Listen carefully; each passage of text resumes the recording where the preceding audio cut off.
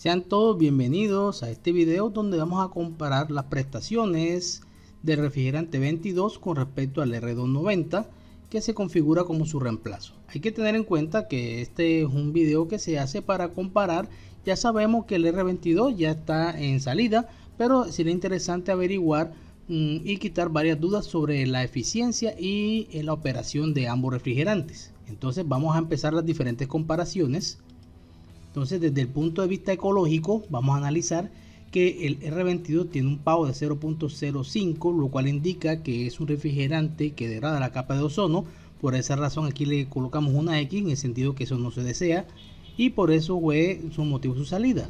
Mientras que el PAO aquí de un R290 es de 0, es un refrigerante que no degrada la capa de ozono y por tanto aquí el R290 está ganando.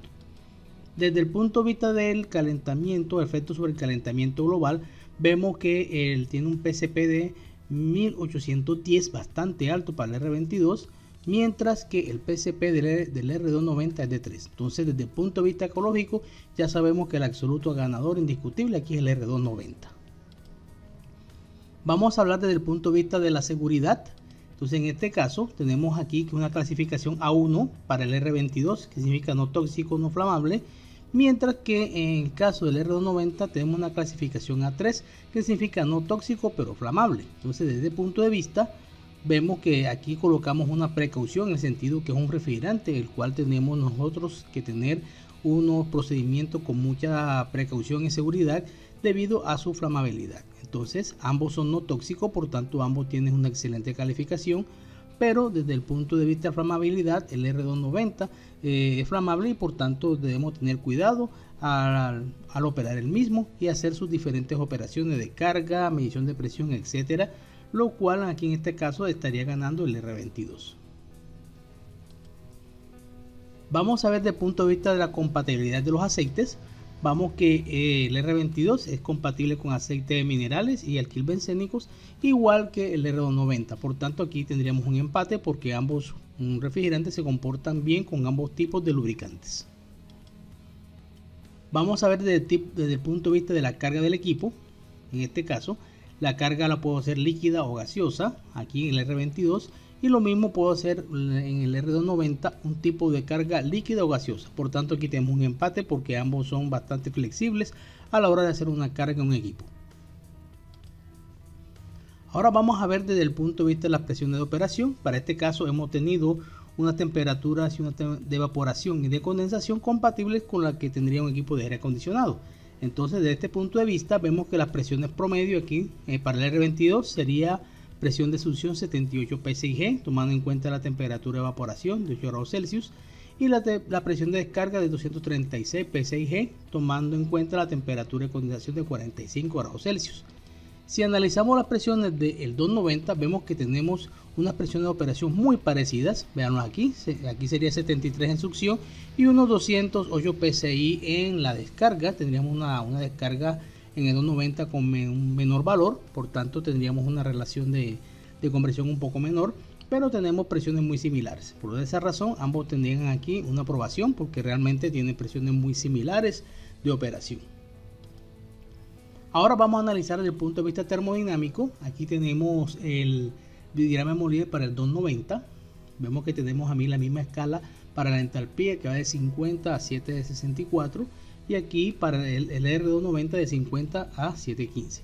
Entonces vemos las curvas, vean que son bastante diferentes. Entonces en la conclusión que tenemos que el R290 posee un mayor calor latente. ¿Qué significa esto? Vean que el ancho de la campana es mucho mayor comparado con el ancho de la campana del R22. Sin embargo, señores, el hecho de que el R290 tenga un mayor calor latente no implica que sea más eficiente. ¿En qué sentido? Porque toda la eficiencia de un ciclo depende de muchos factores y no solamente del calor latente, sino también otros factores que pueden ser la presión de descarga, etcétera, el calentamiento o enfriamiento, que fácilmente me pueden tener. En este caso, un refrigerante que tenga un menor calor latente puede tener una mayor eficiencia en un ciclo comparado con uno que tenga un mayor calor latente, y eso vamos a analizarlo en las próximas filminas que vamos a hacer en este video. Bien, ahora sí vamos a comparar desde el punto de vista de eficiencia del refrigerante. Entonces para ello simplemente vamos a comparar aquí dos ciclos manteniendo las mismas condiciones. Entonces en esta condición tenemos temperatura por acción 8 grados Celsius, condensación 45, temperatura entral al condensador 60 grados Celsius, su enfriamiento del condensador 5 grados Celsius, su enfriamiento adicional 2 grados Celsius, sobrecalentamiento evaporador 5 grados Celsius, sobrecalentamiento de succión 5 grados Celsius, potencia frigorífica 1 kW, eficiencia isentrópica 0.9 y eficiencia volumétrica 0.9.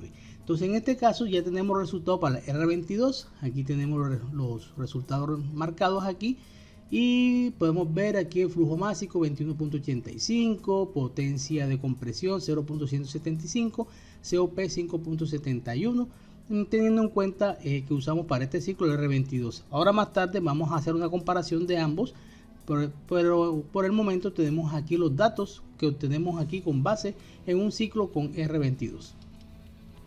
Ahora con los mismos datos del ciclo cambiamos el refrigerante para el 290 o propano y obtenemos los siguientes resultados, ¿no?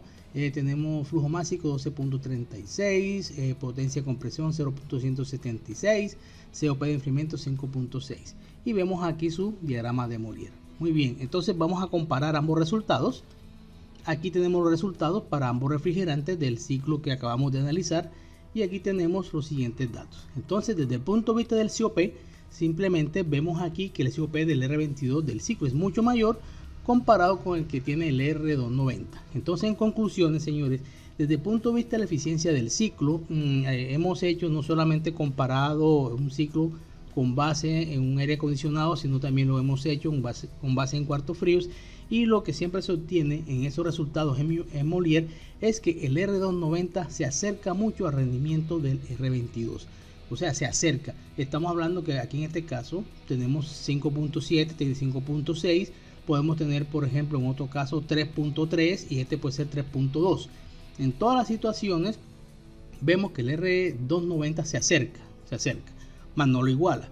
Entonces hay ciertos estudios donde los cuales colocando un intercambiador de calor, en el caso de refrigerante 290, se obtiene COPs mayores, pero resulta que allí quitaríamos la igualdad porque también tenemos que comparar los resultados de un ciclo con intercambiador con R22.